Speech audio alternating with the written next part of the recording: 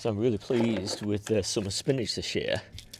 I'll put all the details up on the screen as I'm just picking it, but it is really lush and crispy, and yeah, I mean, it's just looking really, really lovely. I mean, this is the sort of spinach, that you'd really expect to be picking in spring or well into autumn. But this year, the way that I've done it, I've obviously just put it in these containers, and the key thing is that I've kept it only giving it only 12 hours of light each day. So I actually started it cool in our cool bedroom under grow lights. It was under grow lights, I think, for about 10 days, something like that. And then once it was planted out, I just covered it with a fleece blanket each night. So at 7 o'clock I covered it, and when I wake up in the morning at 7 o'clock I uncover it. So it thinks it's in March, it's a nice sunny March, which is kind of just perfect weather for spinach.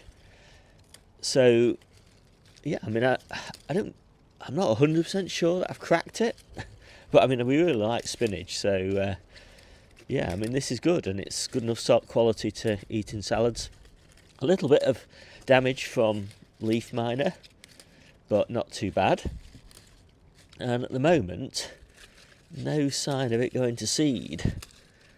So yeah, I mean, it's a bit of a faff, but it's not really much of a faff, because it's obviously in the garden here. Yeah, and it's so far it's just given us like this really nice harvest. There's another example there of a better example, perhaps, of the leaf miner damage.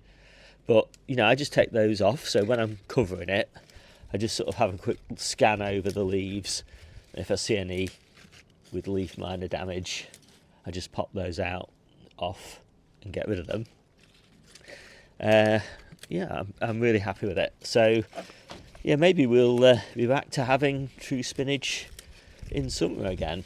And of course, the beauty of growing it in summer, using that sort of 12-hour technique, is that during those 12 hours it is getting a lot of sun, so you are getting really good lush growth, and so you don't need very much of it, which makes it easy to cover.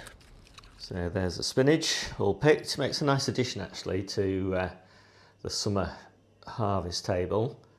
I'm going to put a lot of this spinach, well, quite a bit of it anyway, into these salad mixes. There's loads of salads down here, and yeah, it'll look really nice when it's all made up.